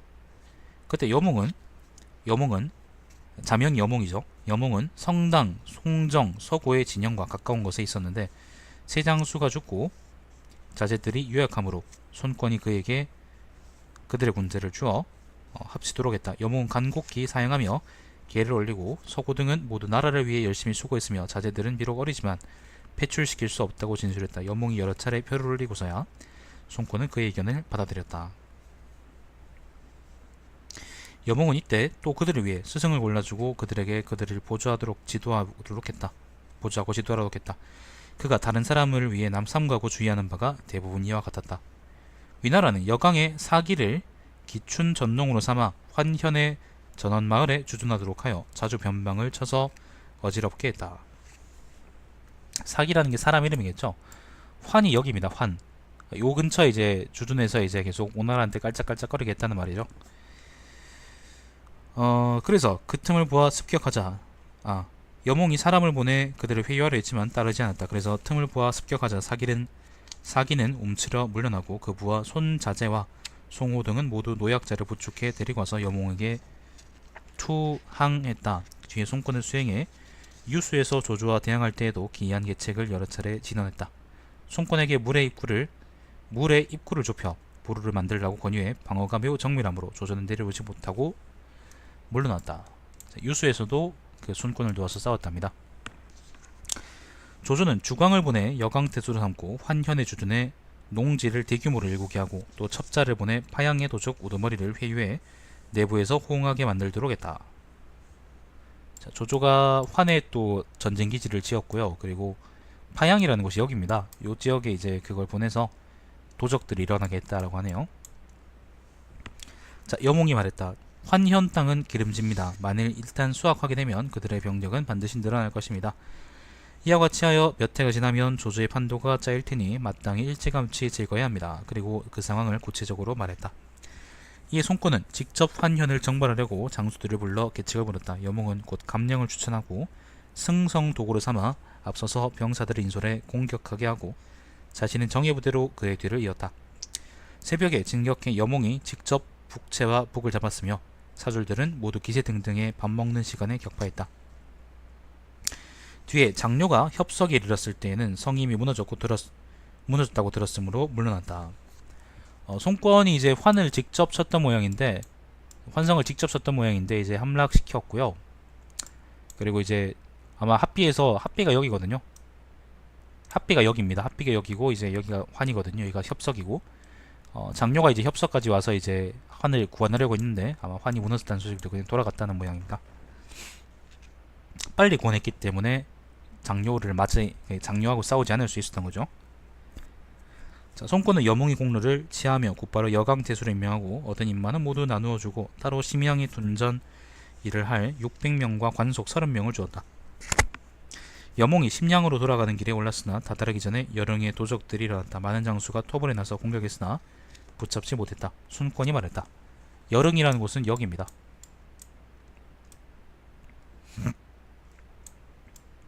여기가 여릉입니다. 여릉. 그리고 여기가 이제 파양이고요. 그리고 여기가 아까 이제 심양 시상 쪽입니다.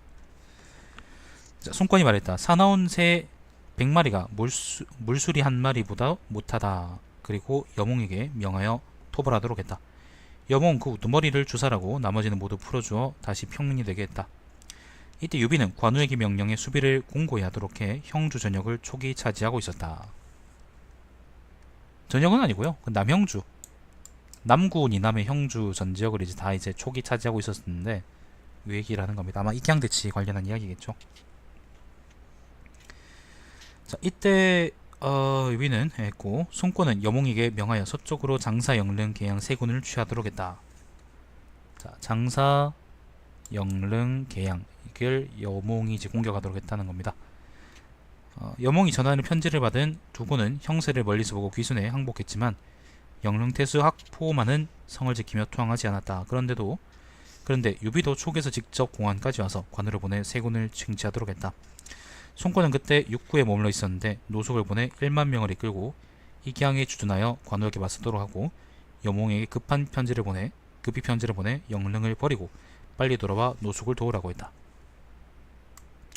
송권은 그때 육구에 있었고요. 여기가 육구입니다. 그리고 이제 여기가 이제 육수라는 강이구나. 여기 육구고요. 익양에는 노숙이 가서 이제 관우하고 대치하고 있었고, 그리고 영릉에는 이제 노숙이 내려와서 계속 이제 깽판을 치고 있었는데 그런 형세입니다. 처음에 여몽은 장사를 평정하고 영릉으로 가려고 영현을 지나다가 남양의 등현을 수레에 태우고 갔다. 등현은 학보의 옛 친구이므로 그에게 학보를 회유하도록 하려고 한 것이다. 이때 돌아오라는 편지를 받았다. 여몽은 이 일을 비밀로 하고 밤에 장수들을 불러 계책을 받고 새벽이 되면 성을 치기로 했다. 여몽이 등현을 돌아오며 말했다. 학자태는 학보겠죠. 이 세상에 충이로운 일이 있음을 듣고 그것을 하려고 했지만 때를 알지 못했습니다. 좌장군은 한중에 있고 좌장군은 이제 유비조고죠. 하우연에게 포위당해 있습니다. 관우는 남군에 있는데 지금 우리 군주께서 직접 그곳에 이미 있습니다. 최근 그들은 번성의 본영을 쳐서 영현을 구하려다가 도리어 손귀에게 격파되었습니다. 이것은 모두 눈앞에 일이니 그들도 직접 보았을 것입니다. 그들은 머리와 꼬리가 서로 거꾸로 매달려 있어서 목숨을 구하기에도 넉넉지 않거늘 어찌 남는 힘이 있어서 다시 이 땅을 관리하겠습니까? 지금 내 사졸들은 정예이며 사람들은 목숨을 다하고 있고 군주는 증원부대를 보내 길에서 서로 잇도록 하였습니다. 지금 학자태는 하루 목숨으로 희망 없는 구원을 기다리고 있습니다. 이것은 소발굽 아래의 물고기와 같습니다. 장강과 한수에 기대기를 바라고 있지만 의지할 수 없음은 또한 분명합니다. 만일 학자태가 반드시 병사들의 마음을 통일하고 고립된 성을 튼튼히 지킬 수 있으며 여전히 시간을 끌어 귀순하는 자를 기다릴 수 있다면 할 수 있습니다. 그러나 지금 내가 힘을 따져 헤아려보고 이를 공격한다면 하루를 넘기지 못하고 성은 반드시 무너질 것입니다. 성이 무너지면 다음에는 그 자신이 죽어도 사태에 무슨 도움이 되겠으며 100살 된 노모가 100발도 주살될 것을 걱정해야 하니 어찌 가슴이 아프지 않겠습니까? 이 사람은 바깥 소식을 듣지 못하고 권병에게 의지할 수 있다고 생각했기 때문에 이 지경이 이르게 되었다고 여겨집니다. 그대는 가서 그들을 만날 수 있으니 그를 위해 재난과 복을 말해 주십시오. 요거는 요거는 여몽의 기만입니다. 손교는 모르겠고요. 그 유비가 그때 당시에 이제 그 한중에 있다가 공항까지 직접 왔어요. 공항까지 직접 와서 이제 손권하고 한판 이제 뜰 준비를 하고 있었기 때문에 사실은 이제 영릉을 만약에 버틴다 그러면은 일단은 한번 시간을 끌어볼 만했던 그런 시간을 이제 끌어볼 만했던 이제 그런 성이었습니다. 근데 그 여몽이 이제 그걸 공갈을 쳐서 유비가 지금 공안이 안 있고 유비는 지금 한중에서 지금 하우연하고 싸우고 있는데 좀 많이 힘들다라고 얘기를 했기 때문에 학보의 마음도 흔들릴 수밖에 없는 거죠. 적을 기만하는 겁니다.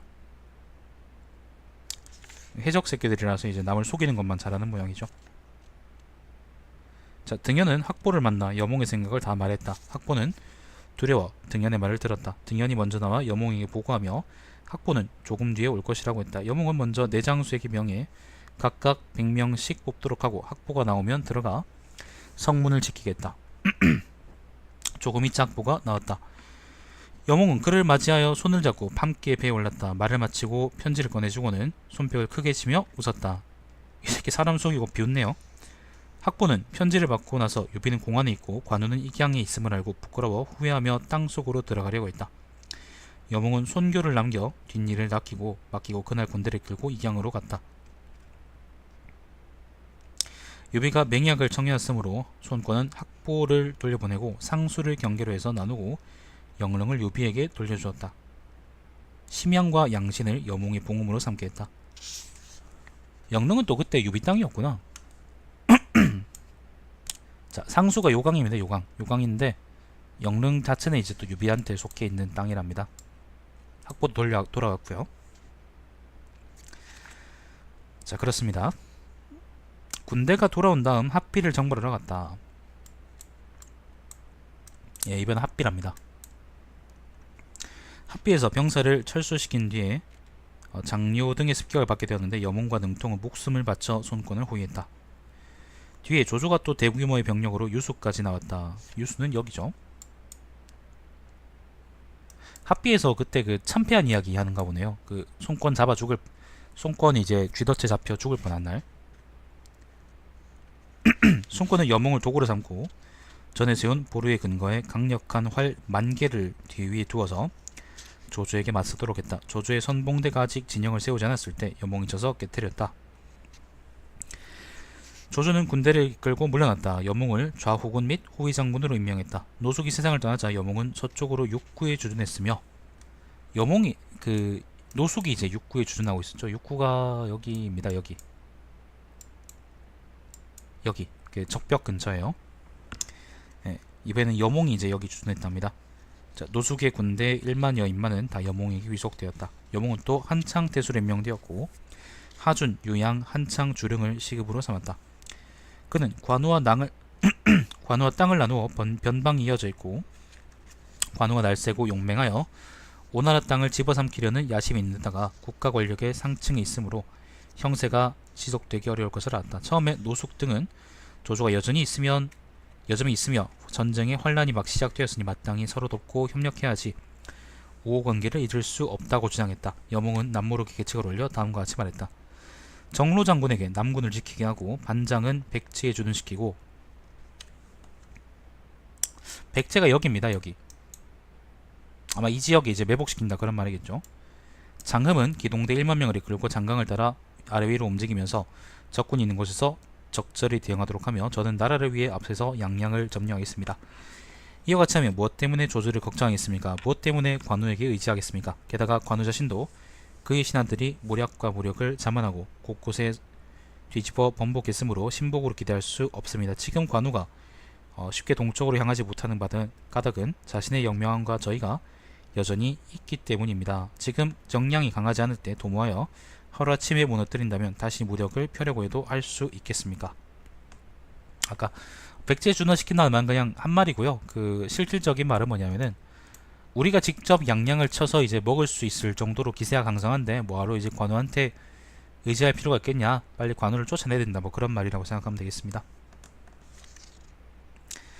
자, 손권은 그의 계책에 찬성하고 받아들였다. 또 잠깐 동안 그와 서주를 취할 뜻을 논의했다. 여몽은 이렇게 대답했다. 지금 조조는 멀리 황하 북쪽에 있으며 방금 여러 원시들을 깨뜨리고 유주와 기주를 어루만지느라 장동을 돌아볼 틈이 없습니다. 서주 땅을 지키는 병사가 부족하다는 말을 들었으니 가기만 하면 자연스럽게 이길 수 있을 것입니다. 그렇지 못하죠. 자, 그러나 그곳 지세는 육로의 요충지이며 용맹한 기병들이 달릴 만한 곳입니다. 당신이 오늘 서주를 얻는다면 조조는 반드시 나중에 와서 쟁탈자들을 버릴 것입니다. 비록 7, 8만 명으로 그곳을 지킨다고 하더라도 당연히 격정해야 할 것입니다. 관우의 땅을 취하여 장강을 다 차지해 형세를 더 넓히는 것만 못합니다. 송권은 특히 이 의견이 맞다고 생각했다. 저 여몽이 노숙을 대행해 막 육구에 왔을 때 겉으로는 두터운 정과 후의를 다지고 관우와 우호관계를 맺었다. 자, 뒤에 관우는 번성을 토벌하러 가면서 병사와 장수를 남겨 공안과 남군을 지키겠다. 자, 공안과 남군을 지키겠답니다. 여몽은 상소를 올려 말했다. 관우가 번성을 토벌하러 가면서 많은 병력을 머물러 지키도록 한 것은 반드시 제가 그 뒤에서 모의할까봐 두려웠기 때문입니다. 저는 늘 질병에 걸려 있으니 병사들을 나누어 건업으로 돌아오게 하고 질병 치료를 명분으로 삼고자 합니다. 관우가 이 소식을 들으면 틀림없이 수비부대를 거두고 모두 양양으로 가도록 할 것입니다. 우리 대군이 장강을 거쳐 밤낮으로 달려 올라와서 그의 텅 빈 성을 습격하면 남군을 항복시키고 관우를 붙잡을 수 있습니다. 그래서 그는 질병이 위독하다고 뻥을 쳤다. 송권은 곧 공개적으로 경문을 내려 여몽을 불러 돌아오게 하고 은밀히 그와 계책을 도모했다. 관우는 정말 이 소식을 믿고 점점 병사를 거두어 번성으로 가게 했다. 요때 정세가 관우가 남군에 있었는데 관우가 이제 무슨 바람이 불었는지 갑자기 이제 북형주를 공격하기 시작했고, 그래서 이제 양양을 무너뜨리고 번성, 여기 이제 양양의 군사성이죠, 그죠? 번성을 이제 그 포위하고 있었죠, 그죠? 조인이 이제 악에 받쳐서 그 수비하고 있었고, 그 우금 같은 사람들은 왔다가 이제 한수 강물에 빠져 죽어버리고, 뭐 아무튼 그런 좀 어지러운 상황이었습니다. 근데 이제 관우 입장에서는 번성에다가 이제 다 군대를 꼬라박아서 조인을 빨리 조지고 이제 빨리 뭐 중원이나 어디든 가고 싶은데, 그 계속 이제 뒤에 이제 해적 새끼들이 남아 있으니까 그것 때문에 이제 신경을 쓰여가지고 그 어떻게 행동을 못 하고 있었던 거였죠. 근데 이제 여몽이 그 병에 걸렸다 그러니까 육구 지역에 주둔해 있던 이제 오나라군의 총책임자인 여몽이 이제 병에 걸렸다 그러니까 이제 그 남군에 있던 병력을 다 빼서, 공안하고 남군에 있던 병력을 다 빼서 이제 번성의 우금한테 이제 꼬라박도록 한 거죠. 그러니까 사실 이때는 이제 강릉하고 그 공안이 그 텅텅 비어 있던 시기였다는 겁니다.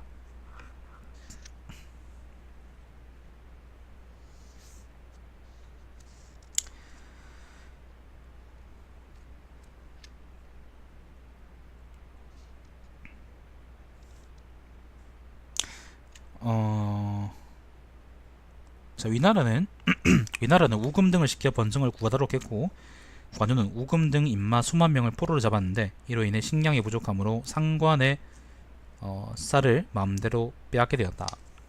상관이라는 거는 지명인데요, 관문 이름이겠죠. 여러분이 아는 뭐 그 상인들 뭐 그런 거 아닙니다. 여기가 상관이라네. 영릉이네.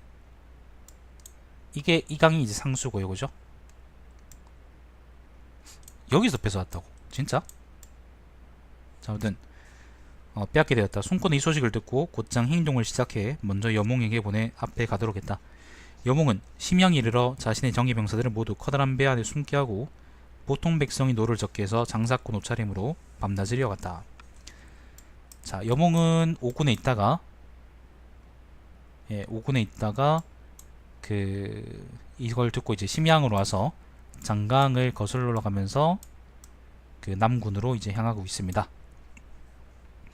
자, 관우가 주둔하고 있는 장강 해안가 초소까지 이르러서는 보초병을 모조리 체포했기 때문에 관우는 알지 못했다. 그래서 그들은 남군까지 갔고 사인과 미방은 모두 항복했다.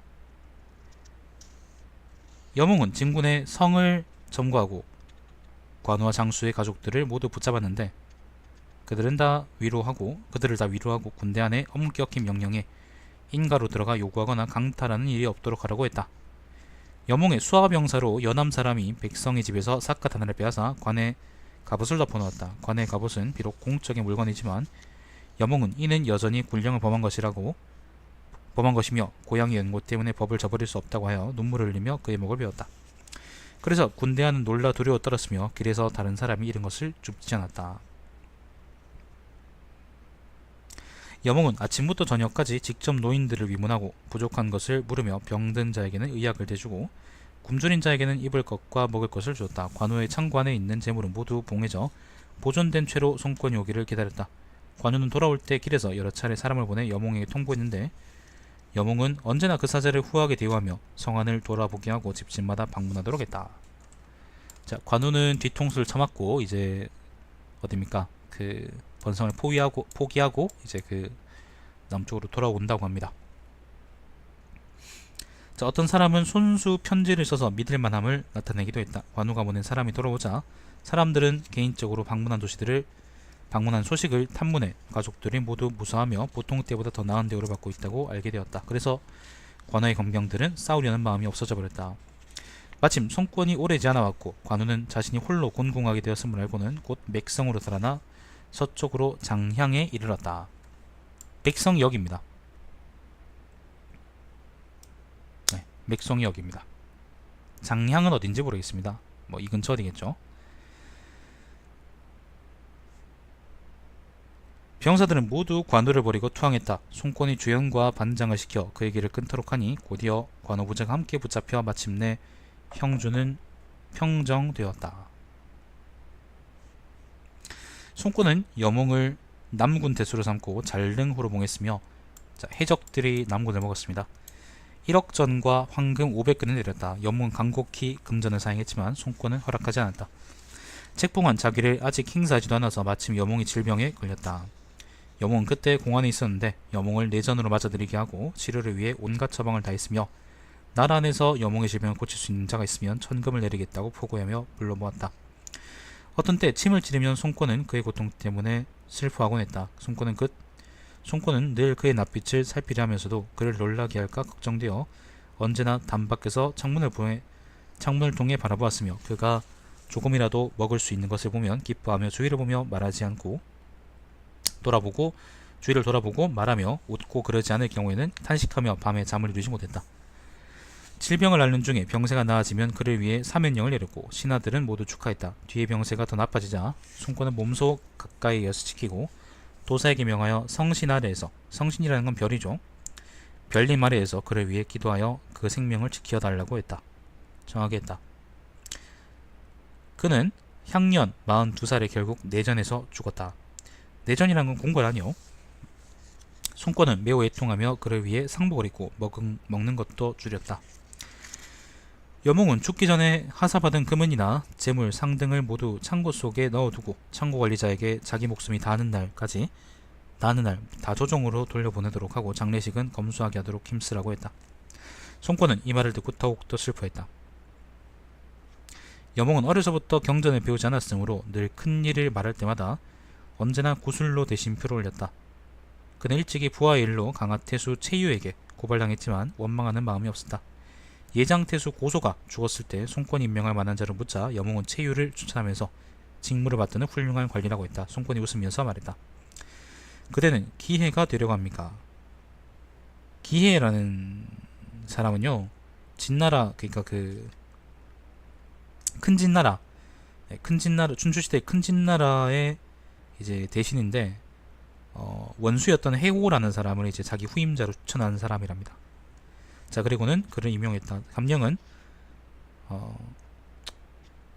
그래봤자 해적들인데, 그래봤자 오나라 해적들인데 뭐 난 그런 생각이 드네. 여몽은 이제 그 고향이 오나라가 아니라 그 어디입니까? 그 연암이잖아, 그죠? 연암이니까 얘는 그 산적이 아니고 뭐라 그래야 되냐? 마적이라 불러야 되나? 자, 감령은 성질이 포악하고 살인을 좋아하기도 하였으며 늘 여몽의 생각을 거슬렀고 또 어떤 때는 송권의 명령을 어기기도 했다.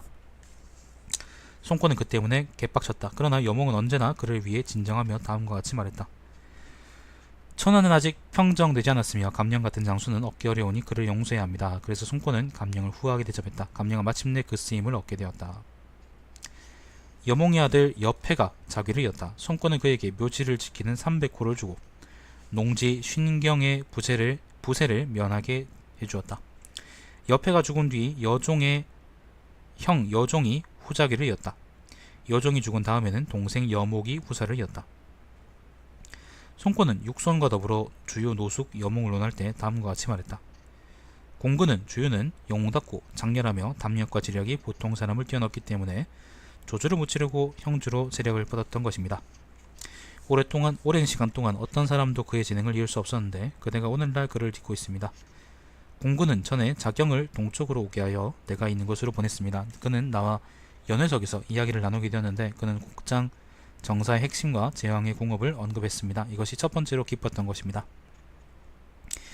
뒤에 맹덕은 조조조 유정의 세력을 손에 넣은 것으로 인하여 수군과 보병 수십만 명을 이끌고 함께 내려올 것이라고 했습니다. 나는 각 장수들을 두루 불러서 알맞은 대책을 물었으나 앞서 만족스럽게 말한 이가 없었습니다. 자표는 장수고요. 문표는 진송이랍니다. 장수나 진송은 마땅히 사자를 보내 경문을 받들고 조조를 맞이해야 한다고 말했는데 여기 나오는구나. 장소가 항복해야 된다는 말이 여기 나오는구나. 세상에. 자경은 곧바로 안된다고 반박하며 나에게 급히 공군을 불러 대군 통수를 맡겨 적을 거꾸로 치도록 권하였습니다. 이것이 두 번째로 기뻤던 통쾌했던 점입니다. 그리고 그가 결정한 계책은 멀리 장이나 소진을 뛰어넘었습니다. 그렇지 않습니다. 나중에 비록 내게 땅을 유현덕에게 빌려주게 한 것은 유비에게 빌려주게 한 것은 그의 한 가지 단점이지만 두 가지 장점을 손상하기에는 부족합니다. 주공은 한 사람에게 완벽함을 구하지 않았습니다. 그러므로 나는 그의 단점을 잊고 장점을 귀하게 여기면서 늘 등우의 견주를 했습니다. 등우라는 것은 이제 광무제를 도운 사람입니다. 자, 또 자명이 어릴 때 자명이 여몽입니다. 어릴 때 나는 그가 곤궁함을 싫어하여 과감하고 남력이 있다고만 생각할 뿐이었습니다. 그런데 어른으로 자란 뒤에 그의 학문은 탁월한 재력이 있게 되었으므로 공군의 뒤에 놓을 수 있었습니다. 이것이 이제 괄목상대의 일화겠죠. 다만 말솜씨가 공군에게 미치지 못했을 뿐입니다. 관우를 잡을 방법을 계획한 점에서는 자경을 이겼습니다. 자경은 내 편지에 대한 답장에서 제왕이 일어날 때는 모두 환난을 제거함이 있었으므로 관우는 걱정할 바가 못됩니다 라고 했습니다. 이것은 자경이 속으로는 처치할 방법이 없으면서 겉으로는 큰 소리를 친 것이었습니다. 나는 또한 그를 용서하고 책임을 묻지 않았습니다. 그러나 그의 군대가 주둔할 군령을 만들면서는 명령이나 금령은 반드시 행하여 그가 관장하는 고요관에서 법을 어겨 기강을 혼란스럽게 하는 자가 없었고 길에 떨어져 있는 물건을 줍지 않았습니다. 그가 다스리는 방법은 역시 아름다웠습니다.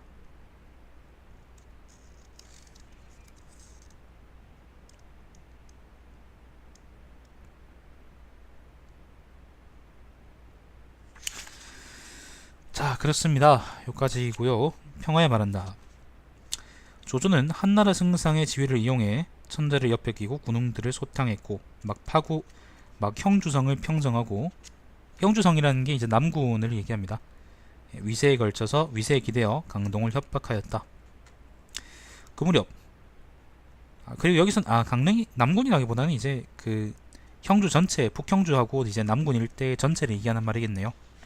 자, 그 무렵 논의하는 자들 가운데 의심하지 않는 이가 없었다. 주유와 노숙이 독자적으로 결단을 내려 고명한 생각을 건의한 것은 분명 보통 사람을 뛰어넘음을 나타낸 것이며 확실히 비범한 재능이 있었다. 여몽은 용감하고 지모가 있으며 군사의 계책을 결단할 줄 알았다. 확부를 속여 관우를 붙잡은 일이 가장 절묘했다. 처음에 그는 비록 경솔하고 사람을 헛되이 죽이기도 했지만 끝내 자신을 억누를 수 있게 되어 한나라를 짊어질 만한 기량을 갖추었다. 어찌 단순히 무장일 뿐이겠는가. 세 사람에 대한 손권의 논의는 우열이 공정함으로 여기에 실었다. 다음 뭐야 이거? 여기까지가 이제 주유, 노숙, 여몽전이고요. 그 다음 열전이 정황, 한장, 주진, 동감, 릉서, 반장전이네. 이게 뭐야 이게?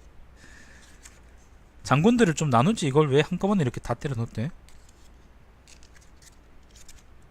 세상에. 짧은 열전들이 쭉쭉 이어져 있네요. 자, 아무튼 그거는 근데 그렇다 치고 저는 평화자면은 이제 노숙하고 주유하고 노숙은 스타일이 비슷한 면이 있는데 그 여몽은 좀 스타일이 다릅니다. 읽어보니까 여몽은 남을 이제 기만하는데 상대를 기만하는데 이제 재능이 있었고 그래서 그걸 재능으로 해서 공을 많이 세웠습니다. 강릉을 빼앗은 것도 관우한테서 강릉을 빼앗은 것도 이제 기만함에서 일어나는 것이고 가장 큰 궁이 이거죠, 그죠? 학보를 속인 것도 기만한 것이고 자기가 똑똑한 척 여몽 손권을 속인 것도 기만한 것이 아닌가 그런 생각이 듭니다. 전부터 그렇습니다. 뭐 그 적벽대전에 관한 이야기가 간략하게나마 그 주의전에 자세하게 나와 있기 때문에 일단 그게 일단 크게 생각할 만한 바인 것 같고 그리고 뭐 다른 거는 뭐 우리가 흔히 대체로 다 아는 이야기들이 잘 아는 이야기들이기 때문에 특별하게 뭐 제가 평할 게 있겠냐 싶습니다. 제가 농담으로 오나라를 보고 해적 그러긴 하는데 뭐 진짜 해적들은 아니니까 예. 뭐 그렇습니다. 그랬다고 합니다.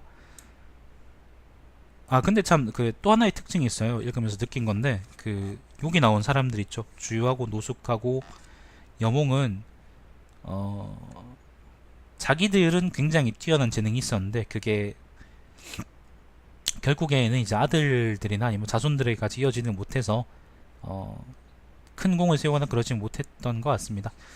좀 예외가 이제 노숙인데 노숙의 아들인 아들내미 노숙의 경우에는 이제 뭐 엄청난 공을 세우지 못했을지라도 아무튼 뭐 적절한 지위를 유지해서 계속 이제 오나라가 망할 때까지 계속 그 군대를 이끌고 주둔해 있었던 것 같고